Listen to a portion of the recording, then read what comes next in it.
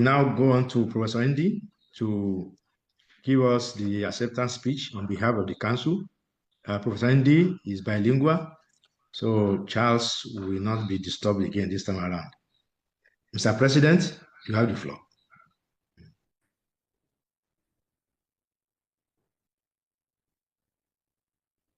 Nous passons la parole à présent au professeur Lendi, le président, pour son acceptation ou bien sa prestation de serment.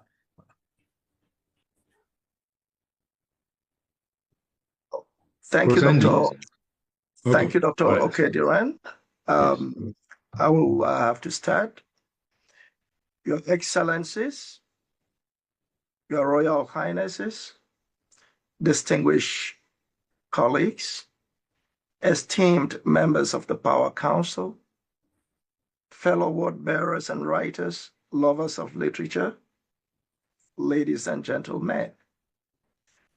It is with profound humility and deep appreciation, honor, and an abiding sense of duty that I stand here on behalf of the PAWA Council to accept the responsibility bestowed upon me to serve as president of this noble and distinguished Pan-African Writers Association. It is a privilege to serve this eminent international and diplomatic writers organization. The Council and I are grateful for the confidence you have placed in us, and we are fully cognizant of the weight of the office and the expectations it carries, not merely for PAWA, but for the broader Afro-literary and cultural communities across the globe. As we assume this role, we do so not merely as academics, poets, or critics, but as custodians of voices, many of which history has marginalized, distorted, and even silenced. We speak as sons and daughters of the African continent and its diaspora, born into vibrant traditions and shaped by diverse intellectual and cultural traditions that span the global north and south. Again, on behalf of the Council, I speak as one who has wandered far across the oceans, into classrooms, into manuscripts, seeking every land, in every land, the common denominator of our Africanness, of our humanity, that sacred word which we all dream for, freedom. The present PAWA Council is animated by the belief in literature's enduring capacity to illuminate, to emancipate, and to restore Africa's glory in the face of challenging hegemonic wranglings. The Council acknowledges a simple but enduring truth. Literature is not luxury. It is resistance. It is remembrance. It is the republic of the conscience. In this age where demagogues distort language and where memory is a battlefield, literature remains our most faithful insurgent, challenging silence, confronting erasure, and affirming the dignity of all peoples of African descent on the continent and in the diaspora. We stand on the shoulders of giants who came before us, such as Ama Ata Edu, Chinua Achebe, Ngugi wa Thiong'o, Leopold Sedar Senghor, Nadine Gordimer, Kamara Lai, Amadou Kuruma, Amadou Apatemba, Agostino Neto, Amical Cabral, Nii Ostrundari, Wole Shwenka, Ayikwe Ama, Nagit Mafuz, Maya Angelou, Taha Benjalum, Ben Okri, Derek Walcott, Mongo Beatty, Okot Pitek, Eskia Falele, Tony Morrison, Dennis Brutus, and a host of others. The world is increasingly imperiled by fragmentation of language, of truth, and of community. And there is no doubt as we speak that literature is more vital now than ever before. Not as an ornamental exercise in aesthetics, but as a necessary force for ethical reflection, for cultural healing, and for global solidarity.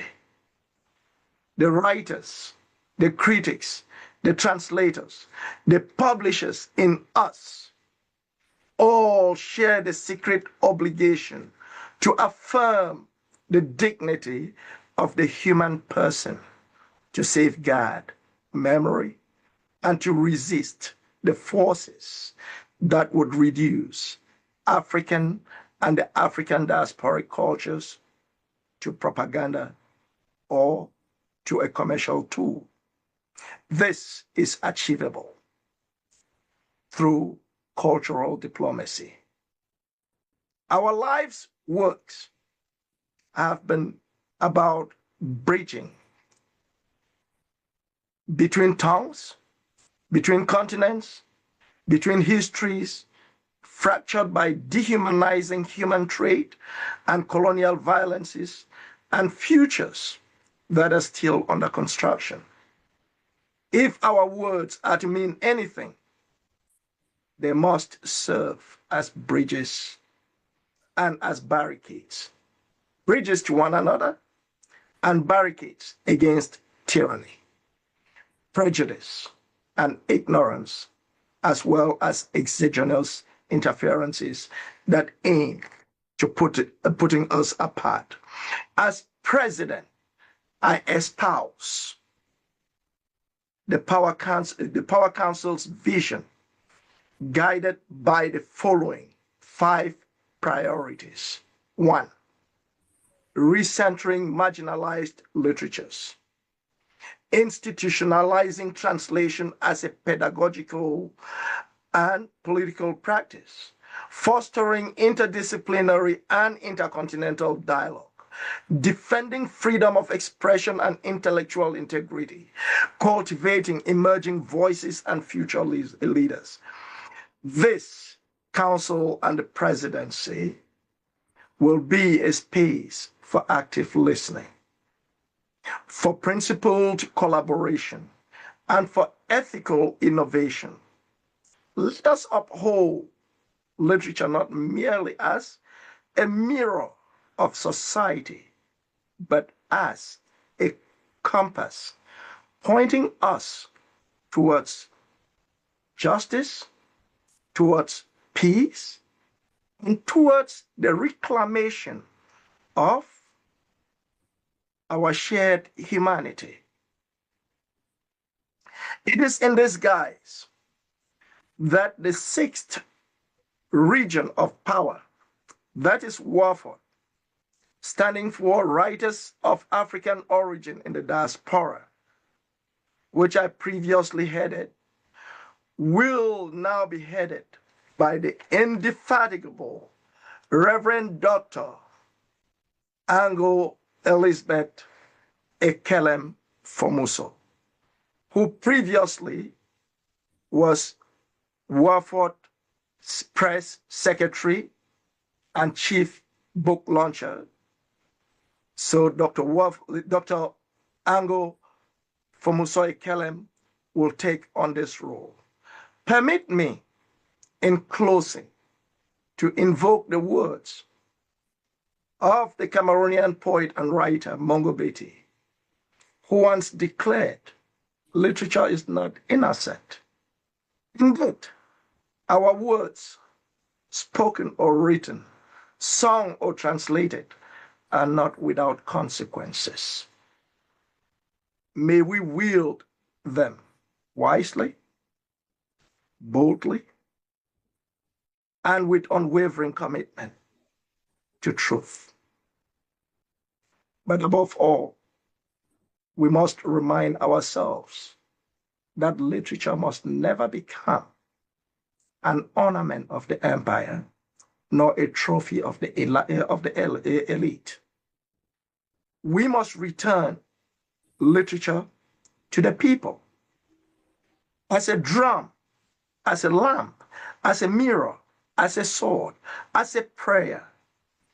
Fellow Pan-African writers, the work is vast, the burden sacred, the hour urgent.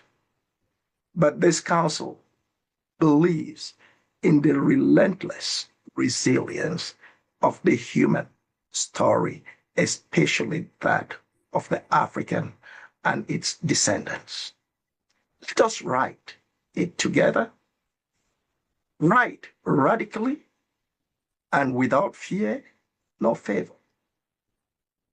I thank you all for your confidence, your solidarity, and your shared vision as I accept the office of the president on behalf of the council. And I would say, long live words that liberate, long live literature in the service of humanity, long live PAWA. I thank you a zillion for the investiture. Thank you.